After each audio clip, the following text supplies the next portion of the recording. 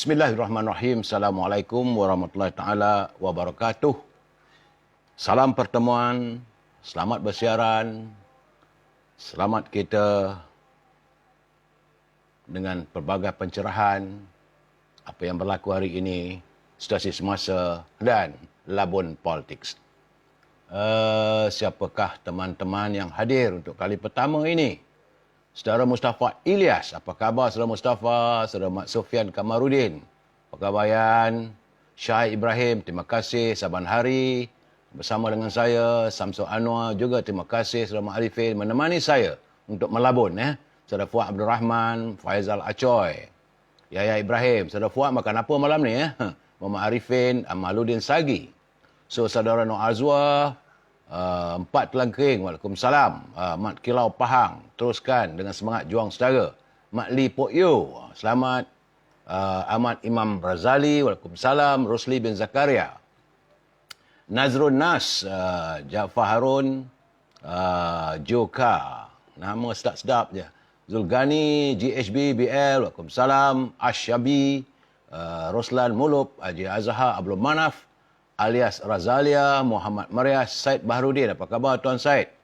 Saya mendoakan Tuan Said sihat bersama keluarga ya. Nuar Basri, Laila Hussein, Raja Kamal, Raja Bazlan. Apa khabar aku? Semoga sihat bersama family. Potih Zul Osman, Apak Kek Yung, Papa Hafiz. Pak Mit ya, apa khabar Pak Mit? Waalaikumsalam. Mizi Aziz, apa khabar saudara? Semoga sihat ya. Pok Cham, ID Awang Treasure, silakan menghadap. Saudara Muhammad Azmi Mak Ali, Kota Baru, Kelantan. Badruddin Ruby, apa khabar Abi? Atan Madi, Muhammad Fauzi, Razali Osman dan teman-teman yang lain yang tak sempat saya santuni satu persatu. InsyaAllah akan saya santuni malam nanti usai saya memberi pencerahan. Ya, hari ini seperti biasa laporan tentang kedudukan COVID-19. Sedar tak sedar kita sudah pun berada minggu pertama dalam bulan Februari. Dah 7 hari bulan Februari sekarang ya. COVID-19 masih lagi belum menampakkan tanda-tanda pengurangannya. Hari ini 7 Februari. Kes baru adalah 3,731 orang. Hari ini yang dijangkiti oleh virus corona menjadikan jumlah keseluruhan sudah 242,452 dengan mengundang kematian seramai 15 orang. Jadi jumlah kematian adalah 872. Saya agak lega sikit melihat di Sabah memang ternyata ada penurunan. Semalam 233, hari ini 160. Dan begitu juga di Labuan. Hari ini sifar. Labuan kosong, tiada jangkitan. Cuma sebagaimana yang saya katakan di Sarawak, trendnya ada peningkatan. Jadi saudara, teman-teman, warga di Sarawak berhati-hati kerana saya lihat trend peningkatannya begitu ketara, iaitu 4 hari dulu 270, kemudian dia turun 178, kemudian dia mula naik 185 dan hari meningkat lagi 219 orang. Di Kedah, Alhamdulillah ada penurunan. Di Pulau Pinang, cek, aduh, Mami, Mamu, Sajen, teman-teman, cek, Cumi. Di Penang semalam 211, sebelum tu 149. Hari ini 250. Memang tak ceroy lah di Penang.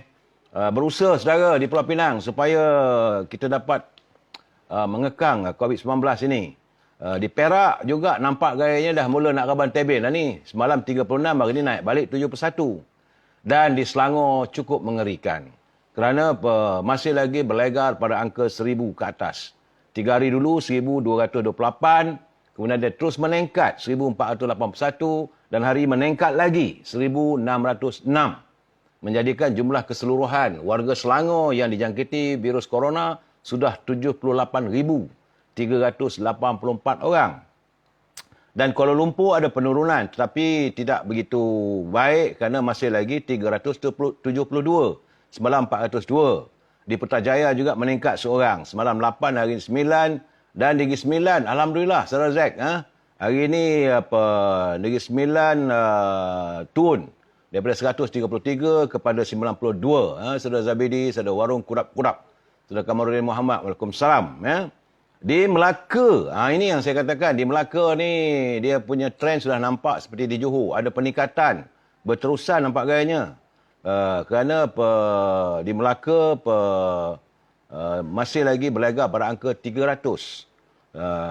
Kemarin dulu 141, kemudian naik 329. Hari ini walaupun turun, tapi 313, 300 lebih yang dijangkiti oleh virus corona di negeri Melaka. Dan di Johor nampaknya ada mula susut. Tapi masih lagi pada angka 499. Ya. Di Pahang turun daripada 48 kepada 34. Di Terengganu juga Alhamdulillah turun. Cuma di Perlis itu walaupun tidak dapat mengawal secara sifar COVID-19, tapi nampak gayanya masih lagi 2 orang. Tak ramai lah. Ya. Begitu juga di Kelantan. Kelantan daripada 62 turun daripada 32. Ya. Saudara, itulah laporan tentang kedudukan COVID-19. Cuma apa yang ingin saya bicarakan malam ini berhubung dengan COVID-19 yang tidak. Saya rasa ini kiriman saya, rasanya gambar ni dah 3-4 hari tular ni. Tapi perlu saya santuni juga ya saudara ni Firdaus, saudara Sainizam, saudara Mahazir. Ya. Iaitu tentang kiriman gambar di sebuah surau di Mambau Negeri Sembilan. Tiba-tiba saja surau di Negeri Sembilan di Mambau telah diserbu oleh pihak penguasa dan pihak polis untuk menyaman kerana kononnya tidak ada SOP-nya. Tidak tepat dan begitulah keadaannya di negeri tersebut seolah-olah mereka ini melakukan jenayah. Di surau takkan dilakukan jenayah. Jadi seperti tidak ada pertimbangan. Malu. Saya malu tengok kerana takkanlah di surau pun nak pergi serbu. Macam surau tu tempat sarang pandai dadah pula. Saudara kena ingat ya, dulu masa mula-mula COVID-19 menyerang di negeri China, di Wuhan. Saya masih ingat lagi, masih terbayang lagi. Ada yang jatuh dan sebagainya. Memang ramai warga China yang dijangkiti oleh COVID-19. Dan waktu itu, pemimpin utama, Perdana Menterinya dan juga menteri-menterinya bergerak pergi ke masjid. Masjid, tempat orang Islam sembahyang untuk mereka turut sama-sama berdoa. Meminta supaya Allah SWT segera memutuskan jaringan ataupun jangkitan COVID-19. Ini di negeri China, ya, berpusu-pusu rakyat datang. Bersemayang, malahan di dataran. Itu masa mula-mula COVID-19. Kemudian ada kelegaan. Begitu juga di Itali. Kalau saudara jangan lupa, waktu tu sampai Perdana Menterinya pun surrender. Menangis dia. Tidak dapat melakukan apa-apa kerana tiap-tiap hari adanya keranda untuk membawa mayat-mayat mereka yang dijangkiti oleh wabak virus corona. Silih berganti, beribu mati di Itali, begitu juga di Spanyol, Jerman, malahan di England. Jadi akhirnya pemimpin-pemimpin negara tersebut, termasuk di Jerman apa semua, mereka pergi ke masjid, tempat orang Islam bersembahyang. Mereka turut sama-sama berdoa, minta supaya Allah SWT segera mengurangkan jangkitan virus corona. Tapi di Malaysia ni pula, bukan sekadar masjid dan surau saja tidak dah tutup. Sebaliknya diserbu seperti penjenayah. Jadi saya kata, apa dah jadi ini? Bukankah agama Islam itu agama persekutuan? Dan negara luar, mereka yang bukan Islam yakin bahawa masjid itulah tempat untuk kita berdoa. Meminta kepada Allah SWT. Tiba-tiba masjid di Mambau kena serbu. I cannot blame lah. Yang ini I really cannot blame. Saudara, betul. Sebab saya negara luar pergi ke masjid. Minta supaya umat Islam, imam berdoa dan mereka sama-sama mengaminkan. Begitu juga berlaku di Thailand. Bukan Thailand tak ada WhatsApp sebenarnya. Jadi saya fikir dalam keadaan begini, apakah kita kena pergi cari Sai Baba pula? Sai Baba dah tak ada. Atau pergi berdoa pula di kuil di kuil di Batu Cape. Apa begitu keadaannya? Saya jadi bengong. Kalau saya tengok gambar masjid diserbu. Sedangkan negara luar meminta supaya umat Islam berdoa. So apa jadi pada pemimpin negara kita ni sekarang ni sebenarnya? Sebab itu saya melihat kenyataan Datuk Seri Najib Tun Razak. Dia kata bahawa susulan lawatan PM Perdana Menteri ke-8 ke Indonesia semalam, bahawa Kerajaan Perikatan Nasional umumnya Malaysia sudah bersetuju secara prinsip untuk mewujudkan laluan hijau dengan Indonesia supaya warga tertentu kedua negara boleh saling melawat tanpa kuarantin. Astaghfirullahalazim. Sedangkan jumlah jumlah ini pesakit yang dijangkiti virus corona di Indonesia lebih tinggi dari Malaysia. Jadi, menurut Datuk Seri Najib, dia kata biasanya laluan hijau ataupun green lane ini, COVID hanya babitkan negara yang berjaya mengekang COVID-19. Ini diberitahu oleh kerajaan PN tahun lalu, iaitu perancangan laluan hijau membabitkan negara yang berjaya mengekang COVID.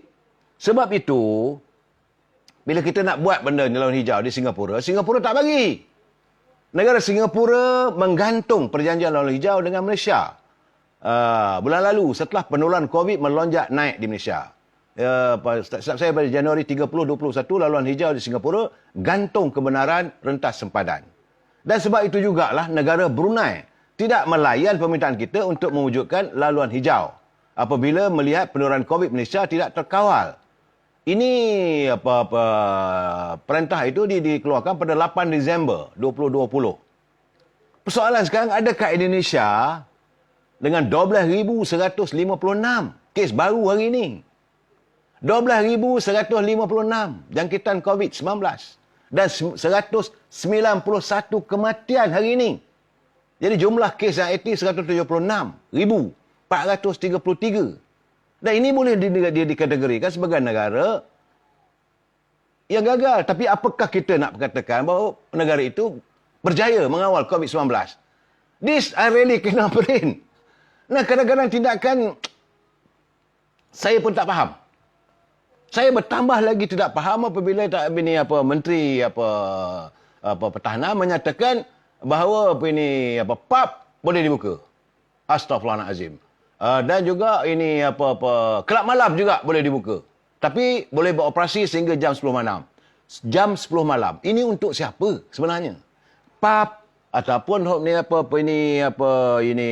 kelab malam ni selalunya untuk pelancong dari luar. Kita tak ada pelancong.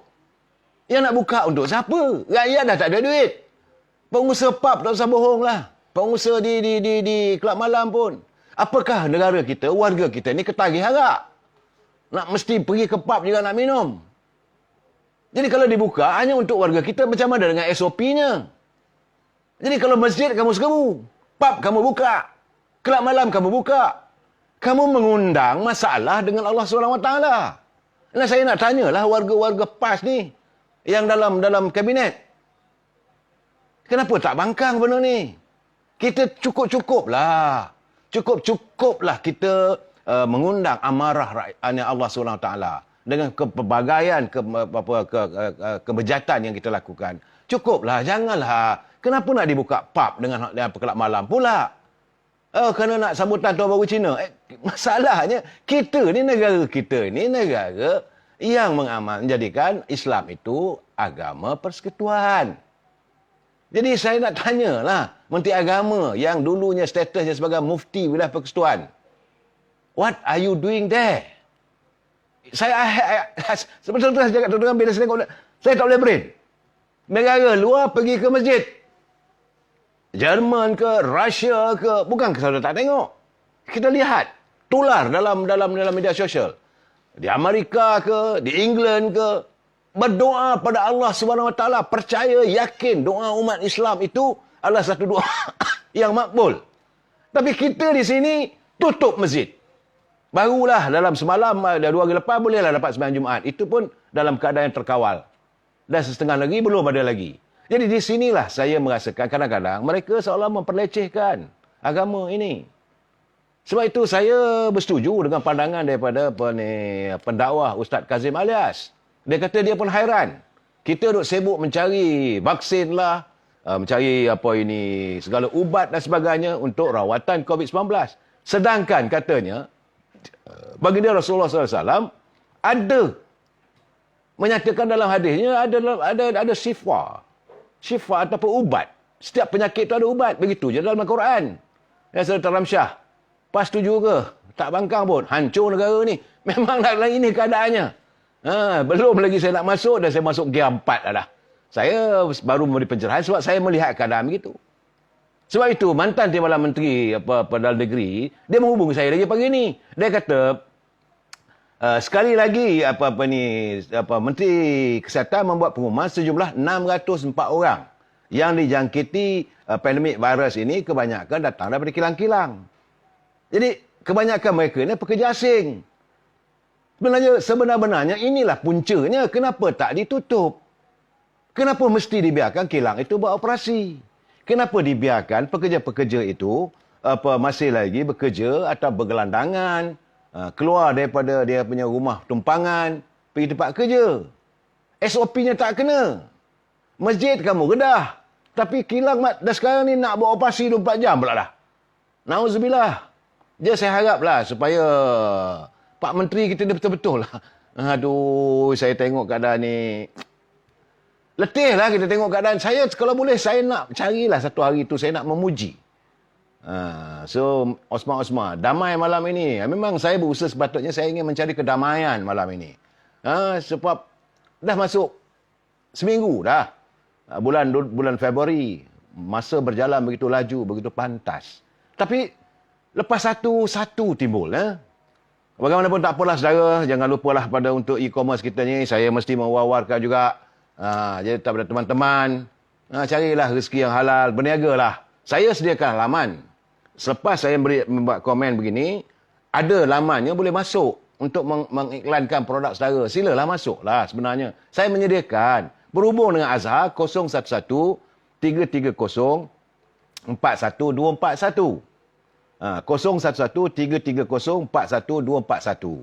Cuma kalau berhubung dengan Azhar tu jangan lupalah rendang tok dan bahulu berdal. Tu kat dapur tu Ibu Azhar tu tengah sibuk menyiapkan rendang tok. Sebagaimana saya katakan rendang tok ni dia buat kurang-kurangnya 2 hari. Dia tengah sibuk, itu biarlah dia sibuk dengan rendang tok. Begitu juga dengan dendeng manis Siti Farehah. Menantu saya. Memang sedap dendeng manis Siti Farehah. Berhubung dengan beliau. 017 711 4300. 017 711 4300 untuk saudara mengiklankan produk saudara.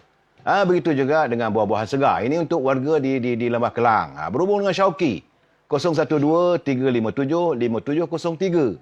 Boleh jadi ejen buah-buahan. Kalau saudara nak jadi ejen menjual buah apa, berhubung dengan Syauqi. 012 357 5703. Ya. Ini untuk buah-buahan segar mereka di Lembah Kelang.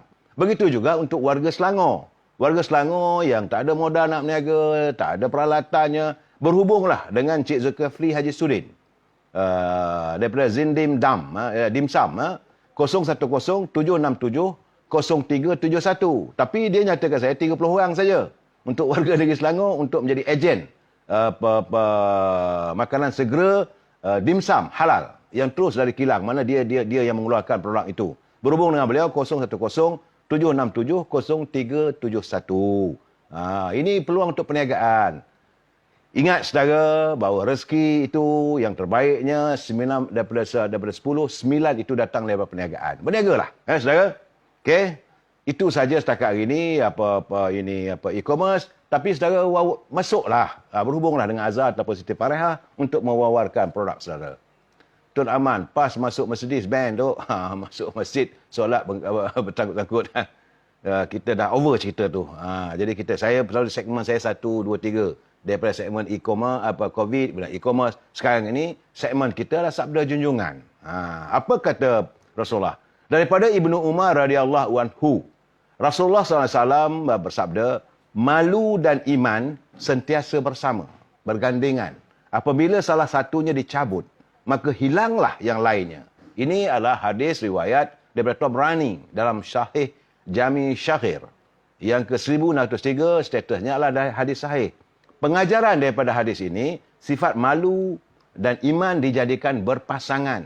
Jika hilang sifat malu, bermakna iman juga turut hilang pada diri seorang. Rasa malu adalah fitrah manusia. Ia akan terhias apabila dilatih dengan melaksanakan perintah Allah dan menjauhi larangannya. Sifat malu akan membentuk keimanan seorang. Seorang yang memiliki perasaan malu terhadap Allah akan menghasilkan perasaan muraqabah, iaitu sentiasa diawasi Allah. Jadi kita akan merasa bahawa kita malulah pada Allah untuk melakukan kesilapan, kesalahan dan sebagainya. Saudara, lawan dari malu adalah tidak tahu malu. Ini muka tembok. Ia adalah perangai yang membawa pemiliknya melakukan keburukan dan tenggelam di dalamnya setidak malu melakukan maksiat secara terang-terangan. Ayuh saudara, mari kita miliki sifat malu. yang menjadi pasangan keimanan kita. Ingat saudara, negara rahmah, ummah sejahtera. Saudara, salam impian moratorium dan kumpulan wang simpanan pekerja RM10,000. Tajuk perbincangan kita malam ini dalam islah kepimpinan iaitu gendang PRU. Yang ke-15 sudah berbunyi. Belum di Palu, tapi sudah dengar berbunyi sayup-sayup. Di Palu ni kalau dengar gong apa semua nafiri ditiup. Artinya gendang PRU 15 sudah berbunyi. Sebelum saya memberi pencerahan, kita santun dulu pantun daripada Pak Nazil. Apa kata Pak Nazil? Ais bandung minum tak larat, nasi lemak baru dirasa. Pemimpin berselindung di sebalik darurat semata tamak untuk berkuasa. Jadi Pak Nazil pun dia sudah nampak bahawa adanya percaturan politik. Jadi dia menyampaikan dalam pantunnya, dia kata pemimpin berselindung di sebalik darurat semata untuk tamak untuk berkuasa. Pak Ripin bersama Mak Jah berehat duduk di sisi anjung. Ramai pemimpin bertukar wajah seperti kaduk naik junjung. Begitulah Pak Nazir kita ni meluat dia tengok perangai pemimpin kita yang berubah wajahnya.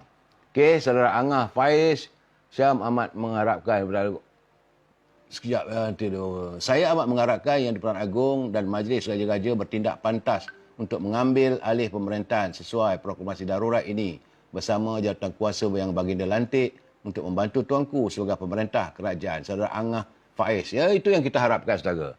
Jadi pada Pak Nazir, saya ucapkan terima kasih dengan kiriman pantun 2 rangkap itu. Saban malam beliau menghantar pada kita untuk kita berkongsi. Cara kita orang Melayu ni, kita ada budi bahasa kita menegur dengan pantun dalam senda. Pak Pinjek, betul tu. Tu area you. Tu tak sempat tadi. Tu, are you ready to PRU 15? Ini seronok pertanyaan tu. Saya masih lagi menyantuni tentang soal kebajikan rakyat yang perlu didahulukan kerana rakyat perlu disantuni. Tapi hari ini mungkin hari Minggu tiada apa-apa sebarang penjelasan berhubung dengan permohonan untuk mendapatkan bantuan prihatin. Yang kita dengar dah seminggu lebih dah. Janjinya 26 Januari tapi masih lagi tidak dibayar secara tuntas. Ada yang dapat 100, dapat 200, ada 300 ringgit. Jadi macam budak-budak lah kita ni dilayan oleh mereka. Kalau tak ada duit, cakap tak ada duit. Rakyat boleh faham. Ini cakap bahawa kita pelaburan, negara kita maju. Kita banyak ini meningkat. KDNK kita akan meningkat. Tapi waktu yang sama tak ada duit. Jadi kamu membohongi rakyat. Sistem moratorium yang kita tuntut tak terlaksana. Bank sudah mula mengejar. Ramai orang dah mula start diganggu, mimpi-mimpi ngeri. Kerana tak tahulah besok lusa mungkin kenderaan mereka akan disita. Atau rumah mereka atau kediaman mereka disita. Mungkin ada juga mereka yang tinggal di rumah-rumah pangsa akan dihalau kerana tidak mampu untuk membayar sewa bulanan. Wang semakin menipis dalam poket. Tak ada lanjutan moratorium. Kumpulan wang simpanan pekerja masih lagi dalam keadaan begitu. Nak tegur pun, nak kata pekat, tak pekat, nak kata tak tahulah. Saya tak tahu apa perkataan yang sesuai untuk mereka. Tapi bagi saya satu saja. Saya yakin kalau kerajaan bertukar, mereka itu akan disongsong, bukan disantun. Mereka-mereka yang berada di anjung kuasa kumpulan wang simpanan pekerja pasti akan disongsong oleh rakyat bila sampai waktunya. Kamu ingatlah. Kerana kamu menipu rakyat. Wang-wang yang mereka carum itu tidak dapat digunakan. Dan ini membuatkan saya tidak yakin bahawa rakyat boleh menerima keadaan begini. Siapa ni? MN. Saya tak faham maksudnya ni apa tulisan tu. Saya cuma nak baca Jozo. Saya tahu sekarang ni memanglah RBA dah mula masuk ni daripada Jcom apa semua ni. Aduhai, saya tak tahulah. Bagaimanapun, siang tadi ada berita serbuan. Ini kita ucapkan terima kasih dan tahniah. Yang baik kita kata baik. Saya ucapkan tahniah kepada kaki tangan Kementerian Perdagangan Dalam Negeri dan Haiwan Pengguna.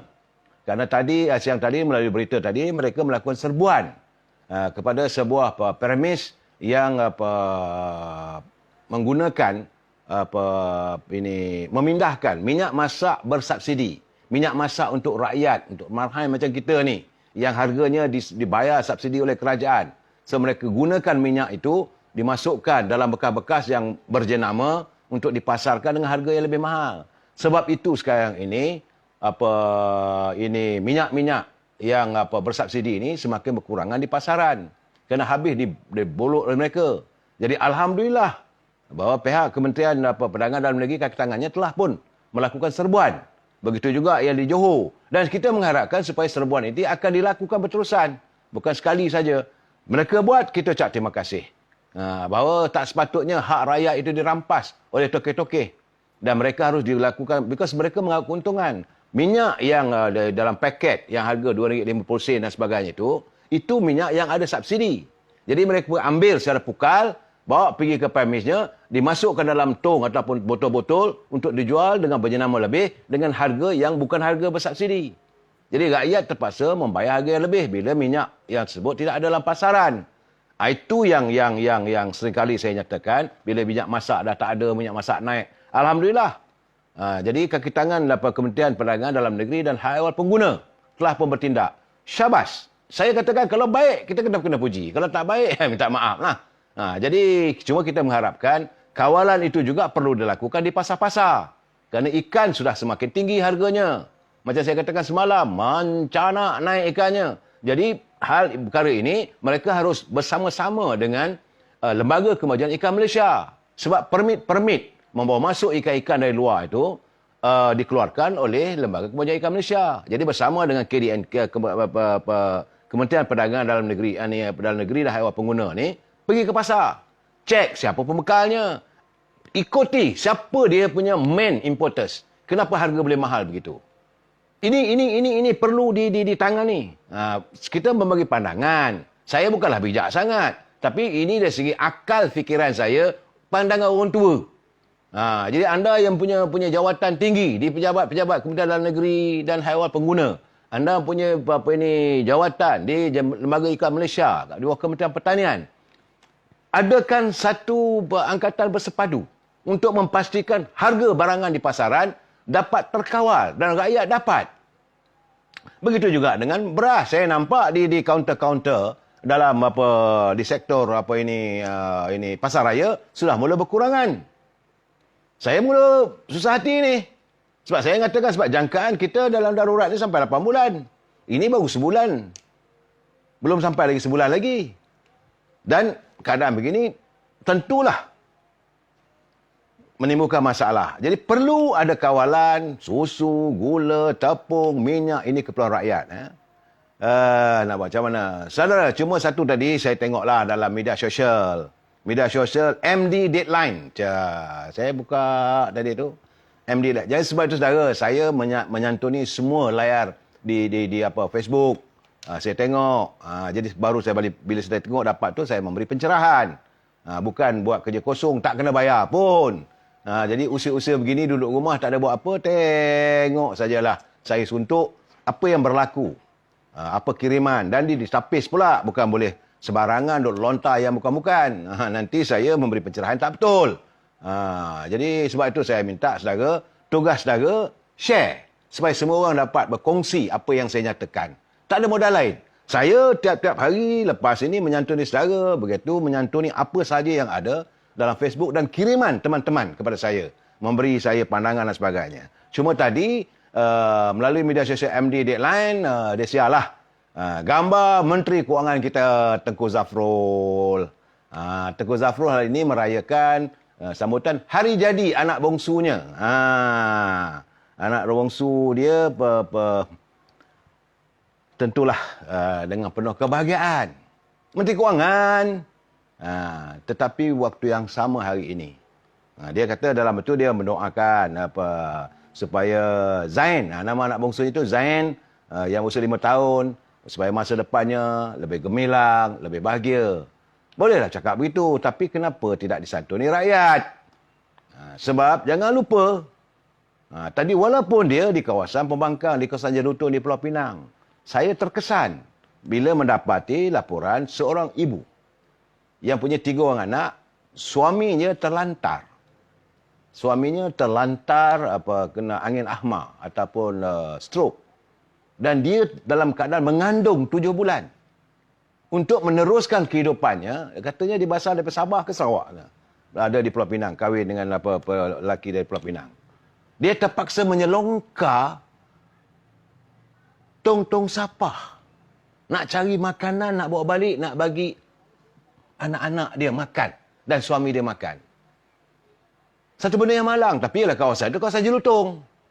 Bukannya apa ini kerajaan. Saya tidak yakin kerajaan tidak ada bantuan. Kerajaan negeri. Tetapi kerana wakil rakyatnya jelutong.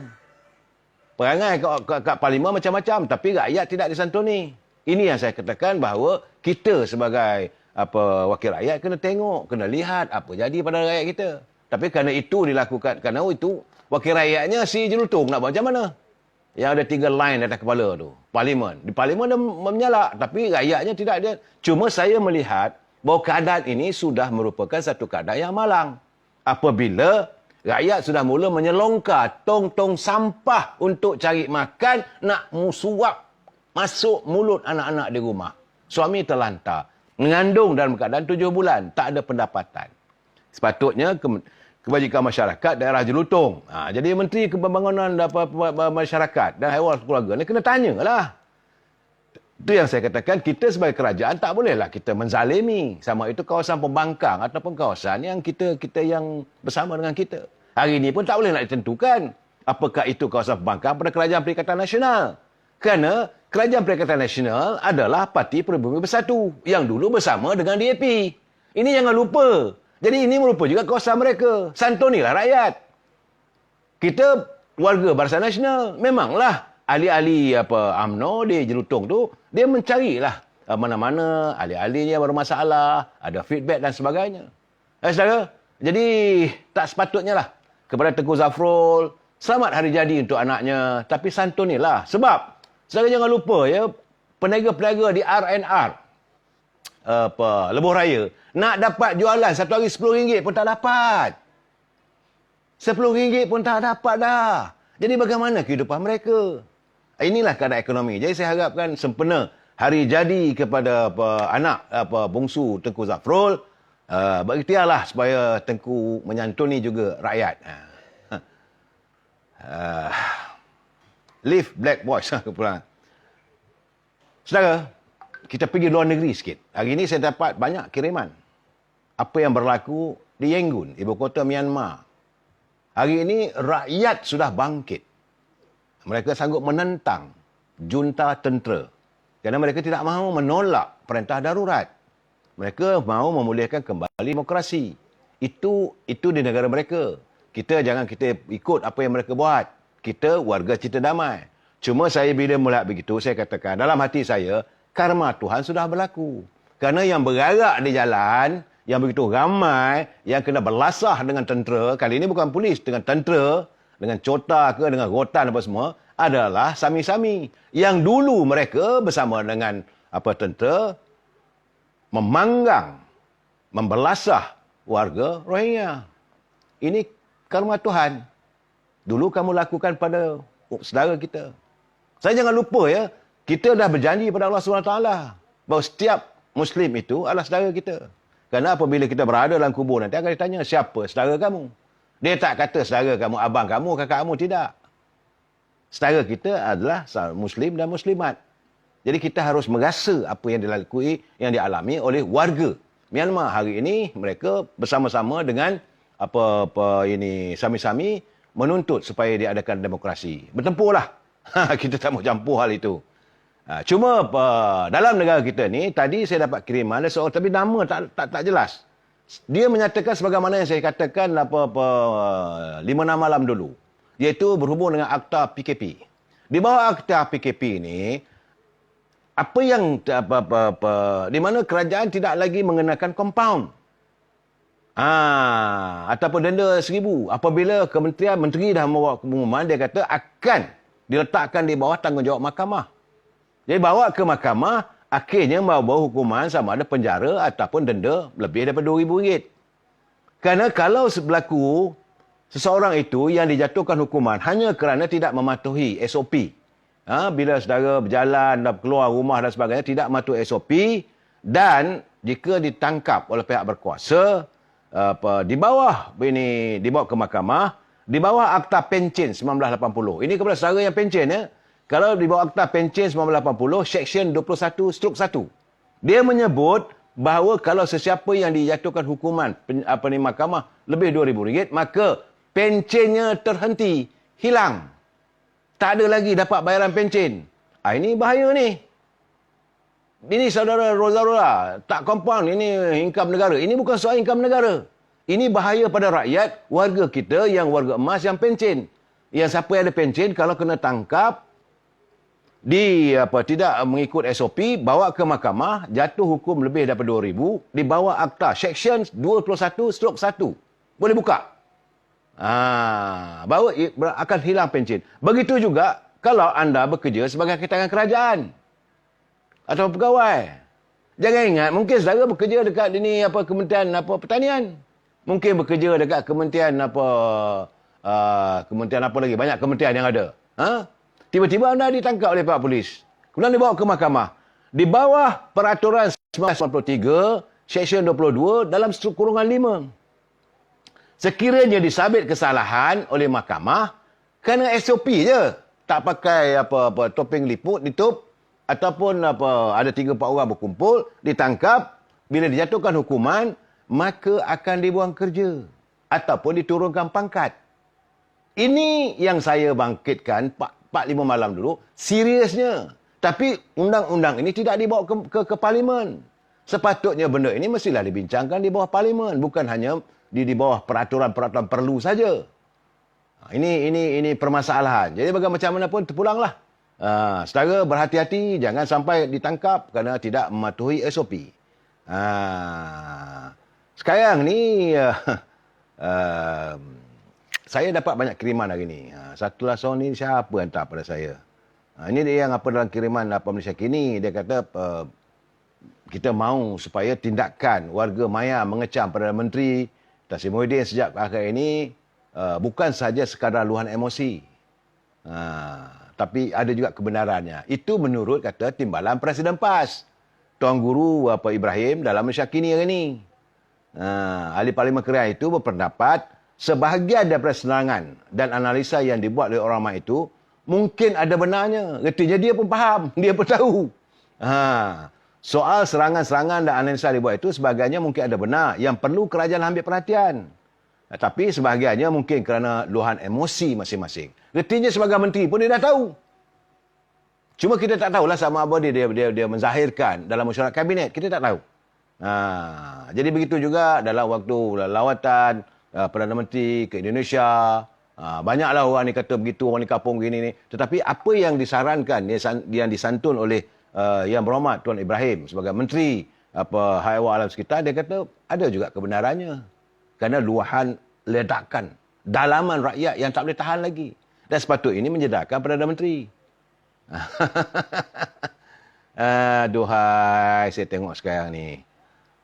Saya tengok ada, tapi dalam saat begitu, seronok juga saya baca. Bila Tuan Guru Haji Hadi pula dia kata, tarikh rasuah hendaklah dikaji dari sudut pandangan Islam yang sebenar. Dia kata, dengan meletakkan makna rasuah, sekiranya sumbangan kepada pihak yang sebenarnya memang memerlukan bantuan dan sumbangan. Jadi tak boleh dianggap sebagai rasuah. Pula dah. Hai, Tuan Guru apa hal ni? Dah lain pula naratifnya, dah lain pula cara Tuan Guru bercakap ni. Artinya kalau politik ni bolehlah, tak boleh dianggap rasuah. Sedangkan masa di luar kerajaan dulu, Tuan Guru bagai nak rak. Supaya dengan dalil-dalilnya, tapi hari ni dah lain. Menurut Presiden PAS itu, kiranya mahu mencegah wabak penyakit seperti taun dan COVID, maka hendaklah cegah dengan tindakan sempurna dan menyeluruh. Tapi bagaimanapun dia kata, kalau ada keperluan, tidak boleh dianggap sebagai rasuah.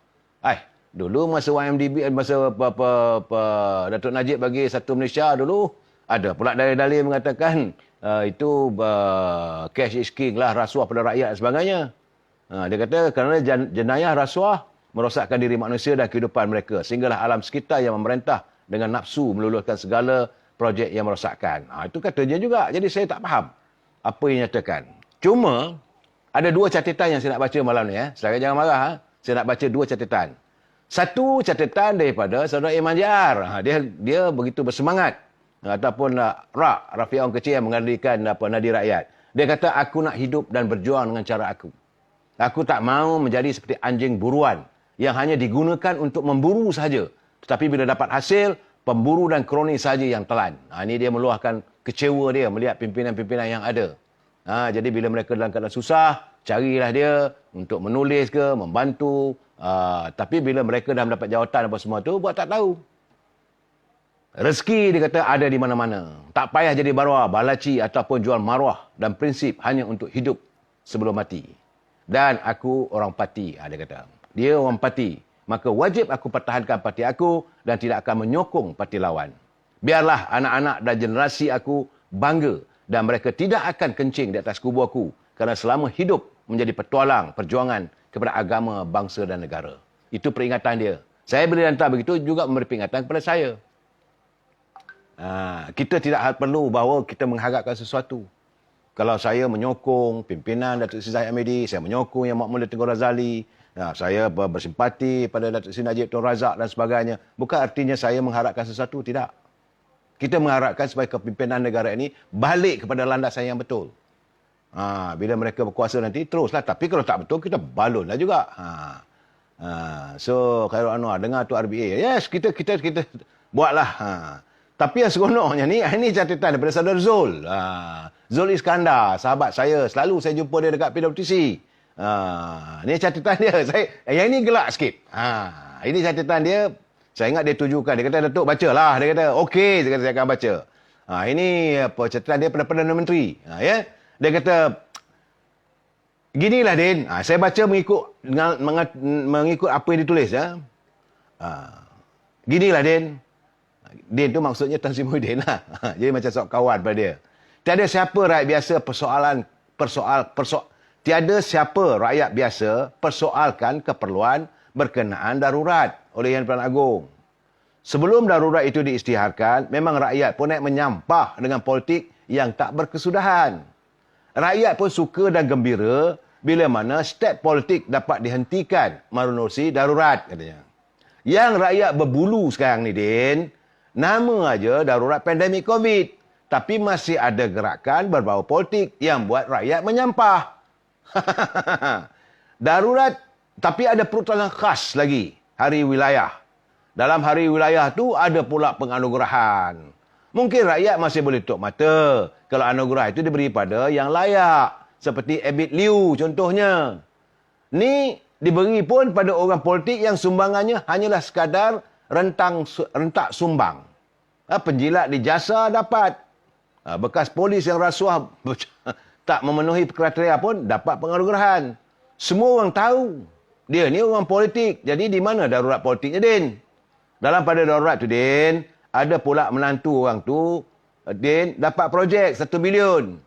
Ceklah kat Google, Din. Menantu siapa tu? Ginilah, Din. Dulu orang suka kau pasal nampak macam nak bela rakyat. Siap mengepalai umat Islam membaca doa masa pandemik ni. Menyerang awal-awal dulu. Tapi sekarang ni, Din, orang naik menyampah dah. Bantuan pun macam nak tak nak je.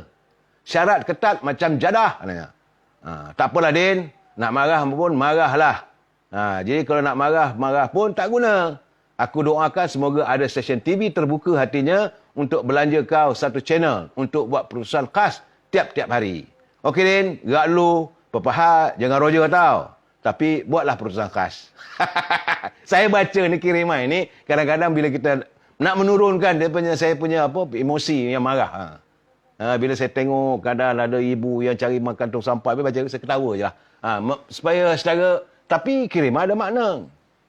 Ya, saudara kena ingat, bagaimana saya katakan, gendang PRU15 sudah pun terdengar. Sayup-sayup. Dan tular di video sekarang ni, mereka sudah pun mencetak topping pelitup muka. Mereka sudah cetak baju t-shirt. Menampilkan gambaran bahawa kempen Perikatan Nasional sudah bermula. Jadi gambarannya yang kita tengok, kita nampak tu, bahawa Perikatan Nasional bakal masuk gelanggang cuma bersama dengan Parti PAS. Jadi dua parti je. Sebab dari saya gambar ya topeng pelitup, daripada gambar-gambar poster-poster yang ada tu, antara parti PAS dan PBM saja. Yang lain tak ada. Yang lain tu, saya rasa sekadar mencukupkan korum. Seperti parti PBS di Sabah, GPS dan beberapa parti lain yang sewaktu dengannya. Dan lebih memeranjatkan lagi, terjadi di sebuah daerah di negeri Melaka. Parti Peribumi Bersatu Malaysia, dia bagi kotak kononnya kit bantuan makanan kepada rakyat. Diminta supaya orang ranting PAS, sebab mereka tidak mempunyai jentera, dia gunakan orang PAS. Jadi warga PAS ni ingatkan bahawa ini baiklah bantuan, entah macam mana kit ataupun kotak bantuan itu terbuka. Salah satunya, bila buka terburai apa yang dalam. Dalamnya gambar-gambar pemimpin daripada Parti Peribumi Bersatu. Itu saja. PAS pun tak ada. Jadi saya agak bersipati. Akhirnya saya melihat bahawa PAS diperkudakan oleh PBM. Seburuk-buruk UMNO pun kita tak buat begitu. Kita tak pernah sekali-kali pun memperkudakan PAS. Kita menyantuni warga PAS sebagai sahabat yang untuk berada dalam muafakat nasional. Dia letak bahan kempen dia. Bukan untuk PAS, untuk bahan kempen PPBM. Tapi kotak tu, kotak makanan, kononnya bantuan prihatin rakyat. Terpulanglah. Yang ini kita minta lah apa kata Ustaz Kamarudin Haji Siddiq di negeri Melaka. Ini di negeri Melaka. Cuma sebelum saya nak tambah sikit lagi selepas ni lagi, ada lagi. Tapi saya harus juga menyantuni satu kiriman baru sebentar tadi. Kita lebih kurang pukul 9 malam tadi, kiriman daripada Presiden UMNO. Datuk Seri Ahmad Zahid Hamidi. Dia hantar pada saya kata wajar saya baca. Apa katanya? Dia kata saya baru saja menerima kiriman dan meneliti manifestasi kegelisahan rakyat berhubung kemerosotan ekonomi akibat pandemik COVID-19. Ini kita dengar baik-baik. Ini Presiden punya kata ni. Pelaburan langsung asing FDI yang memberansangkan untuk memacu kewangan negara tidak ada. Apa yang rakyat mahukan adalah kehidupan yang sejahtera dan pekerjaan untuk menyara diri serta keluarga. Tapi apa yang berlaku ketika ini sebaliknya. Orang mengeluh di sana-sini tentang kehidupan mereka. Hilang kerja dan sebagainya. Kita kini berdepan kesukaran hidup. Jadi kita berdoa supaya wabak ini tamat segera dan politik negara dapat diperkukuhkan. Percayalah. Ini pesan pada Presiden pada kita semua. Percayalah. Hanya Allah sahaja tempat kita bergantung harap. Allah jualah yang mampu mengubah hati-hati manusia. Ini saya perlu bacakan. Sebab ini kiriman daripada Presiden. Sebab beliau juga mengatakan bahawa rakyat perlu disantuni. Dia bukan tidak, sebab dalam COVID ni tak boleh berjumpa. Saya pun tak sebab berjumpa. Dia cuma hantar dalam kiriman. Envelope saya tu. Jadi, kita harus ingat bahawa bukanlah Presiden UMNO ni, dia tidak prihatin pada apa yang kita hadapi. Sebagaimana saudara sahabat saya, saudara Effendi Lutan. Ini Effendi Lutan petang tadi dia hantar. Semua dia hantar. Tu dalam tu saya kata, hantar dalam WhatsApp saya. Sebab dia menzahirkan dalam kiriman awal daripada saya tadi. Dia mengingatkan kita semua supaya dalam bentuk dia kata, boleh tak tolong suruh buat daftar undi di pasar malam atau supermarket dan MAA. Sebab masih banyak lagi warga Melayu yang tak daftar undi. Tak daftar sebagai pengundi. Betul. Ya dalam keadaan sekarang ni, saudara Effendi Lutan, dia sedar bahawa pilihan raya dah dekat. Bagaimana dengan daftar pengundi? Anda warga di peringkat akar umbi. Jangan bercakap akar umbi tak senang dengan pimpinan negara. Tapi sekadar melontarkan saja tak guna juga. Lakukan tugas anda, daftar pengundi. So Azhar brother, dah main agama pula. Siapa main agama ni? Saudara nak mengganggu saya, terpulanglah. Ini gambarannya bahawa siapa nak bermain agama. Kita tak pernah. UMNO tidak menjual, tidak menunggang agama. Kita apa yang disarankan oleh Rasulullah itu kita jadikan sebagai pedoman kita. Kita bukan tunjuk kita pandai. Saya berapa kali saya kata saya tak faham bahasa Arab. Daftar undi online Datuk. Memanglah, tapi saudara Effendi Lutan tadi dia minta supaya kita sedar bahawa daftar pengundi ini penting sebab pilihan raya dah dekat. Sebab bila saya dengar begini, saya tengok pula ni. Kenyataan daripada mantan Siswa Agung Barisan Nasional. Tan Sri Anwar Musa, dia kata bahawa masih lagi. Jadi saya heranlah sebab beliau bukan Siswa Agung Barisan Nasional. Dia bukan lagi ada kena-mengena dengan untuk membuat pengumuman. Selain daripada Suzai Hamidi, Tan Sri Mat Hassan tak ada sebarang kenyataan. Datuk Ahmad Maslan, Siswa Agung UMNO, Siswa Agung Barisan Nasional pun tak buat sebarang kenyataan. Tapi dia mengatakan bahawa Barisan Nasional diketuai UMNO, dia katakan akan memulakan rundingan pengagihan kursi pilihan raya umum ke-15 dengan Parti Perubumi Bersatu Malaysia. Saya terkejut pula. Apa hal pula dia nak bercakap? Ini keadaannya. Bekas Suzai Hamidi itu mendakwa kepimpinan tertinggi UMNO sudah memberi keizinan untuk meneruskan hasrat berkenaan yang dihentikan sebelum ini. Dan saya difahamkan minggu lalu di peringkat pengurusan UMNO ada memberikan lampu hijau supaya rundingan dengan Bersatu diteruskan. Itu cukup baik. Sebab setakat ini saya tahu rundingan belum dibuat lagi. Itu satu perkembangan yang baik katanya. Beliau mendakwa kedua-dua pihak sudah mempunyai senarai cadangan kerusi kawasan masing-masing untuk ditandingi. Tak payah cakap lah benda begitu. Dakwaan perbezaan pendapat sememangnya wujud, namun ia tidak terlalu rumit untuk diselesaikan kerana beliau difahamkan Bersatu menerima hakikat. UMNO mahukan lebih kursi. Beliau juga mendakwa Bersatu turut memahami UMNO mempunyai banyak kubu yang kuat dan berpotensi untuk dimenangi PR15. Katanya beliau juga difahamkan, dia main difahamkan, bahawa dia tak sepatutnya dia buat kenyataan dah. Biarlah benda ni dibuat kenyataan oleh Siswa Agung Barisan Nasional, Siswa Agung UMNO. Jadi saya tak tahu yang menyebut apa hal. Sebab saya melihat bahawa dia sering melontarkan naratifnya menuduh UMNO ini mahu bekerjasama dengan Anwar Ibrahim dan juga DAP. Apa dia kata? Lain tak ada. Dia kata, no Anwar, no DAP. Seolah-olah UMNO nak pergi ke arah itu. Sebab itu dia kata, cara terbaik adalah bersama dengan PBM. Lain tak ada. Dia nak supaya UMNO ini tunduk dengan PBM. UMNO ini jadi gurka kepada PBM. UMNO ini memenangkan calon-calon daripada PBM. Mana boleh begitu? Soal kursi, jangan campurlah sekarang ni. Terpulanglah pada Presiden UMNO, terpulanglah pimpinan UMNO, kita nak bertanding berapa kursi pun, hak kita lah. Nak sebut kata bahawa kita ni no UMNO, no Anwar, no DAP, apa? Saya kena, jangan lupa ya saudara, pada 10 Ogos, saya baca tadi, pada tanggal 10 Ogos 2018. Dia sendiri, Tan Sri Anwar Musa menyebut bahawa UMNO sedia menjalin kerjasama bersama DAP. Itu waktu dia jadi Siswa Agung UMNO. Tanggal 10 Ogos boleh buka, boleh cari dalam Astro Awani. Tanggal 10 Ogos 2018. Saya kalau saudara ada di ada wall ke apa boleh cari, boleh search tanggal 10 Ogos 2018. Anwar Musa ada menyebut bahawa UMNO sedia menjalin kerjasama bersama DAP. Ambil itu, tempik ke muka dia. Siapa sebenarnya yang nak bawa? Jadi sekarang ni kerana kamu sedap berada dengan PBM, maka kamu tuduh pula UMNO. Ini tak baik. Ini tak betul ni. Dia menyatakan kenyataan itu kerana ketika itu katanya, masa itu beliau adalah Siswa Agung UMNO. Kerana katanya alasannya kerana dunia politik memasuki fasa baru. Formula lama gagasan Barisan Nasional sudah ketinggalan zaman katanya. Macam dia katalah bahawa UMNO ini tak boleh bertanding berseorangan. Bagi kita, no way. UMNO kekal. Sebab kita yakin kita boleh mencapai kejayaan kerana naratif rakyat hari ini sudah benci dan meluat dengan pimpinan yang ada sekarang ni.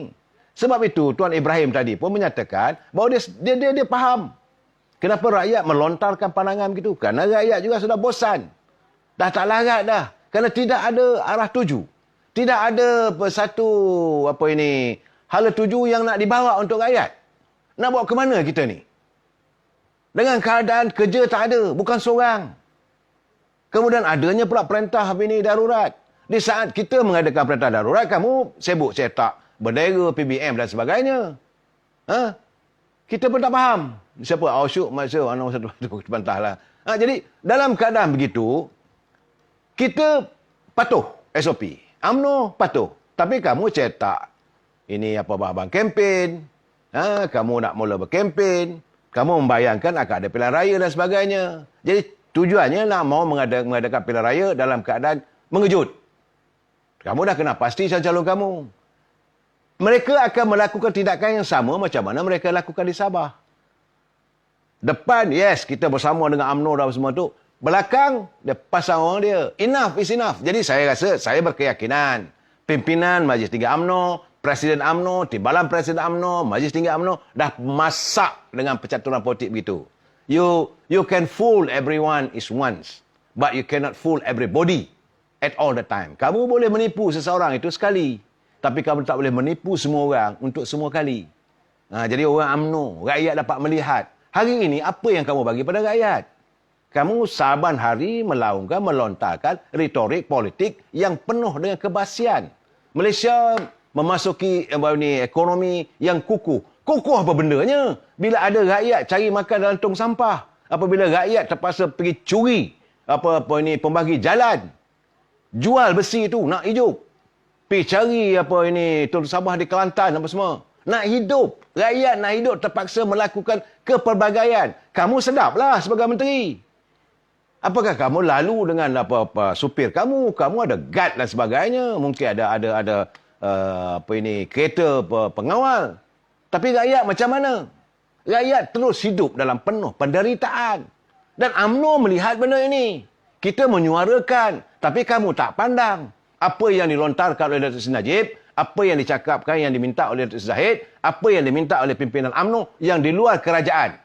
Bahawa mereka tidak berada dalam kerajaan sebagai kabinet, kamu pandang enteng, kamu campak ke longkang. Yang kita lihat. Jadi kamu merasakan bahawa dengan anggota kabinet daripada UMNO yang ada begitu, yang boleh kamu senyum-senyum main-main kelip mata, okeylah. Tapi kamu jangan lupa, mereka ini akan dihukum oleh rakyat. Saya berkeyakinan, lebih kurang dari 8 ke 9 orang, ahli parlimen UMNO yang menjadi menteri dan yang menjadi timbalan menteri ini, mereka yang akan berhadapan dengan rakyat yang cukup tenat dalam musim pilihan raya akan datang. Dan saya tak tahulah, Presiden UMNO dan pimpinan UMNO peringkat Majlis Tinggi apakah mau menurunkan mereka semula sebagai calon mewakili Barisan Nasional. Kalau betul-betul nak menang, UMNO berseorangan pun insya-Allah kita boleh menang. Tapi kalau kita dengar cakap Tan Sri Anwar Musa melalui dalam sinar live itu hari, UMNO tak boleh menang. Macam mana nak bercakap, nak jadi calon Perdana Menteri? Parti pun kena menang dulu. Memperlekehkan UMNO. Bila kamu memperlekehkan UMNO, kamu tidak ada keyakinan. Rakyat, warga, bangsa Melayu sudah ada keyakinan yang kukuh. Kita ada bukti. Kamu nak mengatakan bahawa PBM itu boleh bawa kemenangan. Mana datangnya? Tapi UMNO terbukti 7 pilihan raya. Kita menang bergaya. Calon daripada PBM semua huyup. Jadi macam mana kamu katakan kita nak bergantung bersama PBM? Betul, saya tak nafikan. Sekarang ni kamu ada kuasa. Perdana Menteri, Presiden PBM itu Perdana Menteri. Okey, tapi jangan lupa Barisan Nasional dulu juga Perdana Menterinya ini memimpin Barisan Nasional. Apabila kebangkitan rakyat datang, mereka menolak. Itu waktu itu hanya cukup dengan dogma segala macam serangan, berbentuk fitnah, berbentuk persepsi dan macam-macam tuduhan terhadap UMNO Barisan Nasional.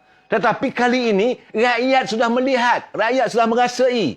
Kerana jangan lupa PPBM adalah parti yang mendominasikan Pakatan Harapan. Kamu yang bercempera sama-sama kamu gagal melaksanakan apa yang kamu cuba bawa dalam kamu punya manifesto. Tak boleh salahkan, saya tak salahkan seorang. Betul, nakodanya Dr. Mahathir. Tapi waktu yang sama, Tan Sri Muhyiddin juga adalah sebagai presiden pada PBM. Dan hari ini beliau masih lagi PBM. Dan corak pemerintahan sama dengan apa yang dibuat oleh Dr. Mahathir. I see the same. Saya tidak nampak langsung bahawa ada perbezaan. Cuma yang tak ada satu saja. Tak ada DAP. Itu saja. Kerajaan hari ini tak ada DAP. Tapi apa untuk rakyat? Harga minyak terus naik. Harga barang terus naik. Malahan kerja dah tak ada. Kemudian bantuan tak kesampaian. Kamu melontarkan keputusan dalam TV. Oh, nak bagi itu, nak bagi ini. Rangsangan, prihatin apa semua. Ada ke sampai? Yang sampai, wang daripada khazanah nasional itu, wang daripada khazanah negara itu diletakkan pada bank. Bank lah hebat untung. Tapi bank pula tak mau bantu pula rakyat dalam sistem moratorium. Jadi what type of people you are? What type of government you try to show to us? baru anda meneruskan lagi. Saya tak nak bercakap lah apa yang berlaku, apa yang dinyatakan oleh Tommy Thomas. Dan tulisannya, kamu bergaduh dengan Dr. Mahathir, itu hal kamu. Tapi kami, warga UMNO, kami warga Cita Damai, UMNO menyantuni kehendak rakyat. Apa yang kita suarakan adalah kehendak rakyat. Tapi kamu langsung tak pandang. Kerana datang cadangan daripada Datuk Najib, datang pandangan daripada Zahid Hamidi, maka dicampak ke longkang. Sebab kamu merasakan ahli-ahli parlimen kami, kamu boleh beli, kamu boleh bagi jawatan macam-macam. Kerana itu, kamu merasakan bahawa kamu masih lagi boleh berkuasa. Kamu tunggu kebangkitan rakyat di petik undi. Wabillahi taufiq wa hidayah. Assalamualaikum warahmatullahi taala wabarakatuh. Kita jumpa lagi malam esok. Selamat malam.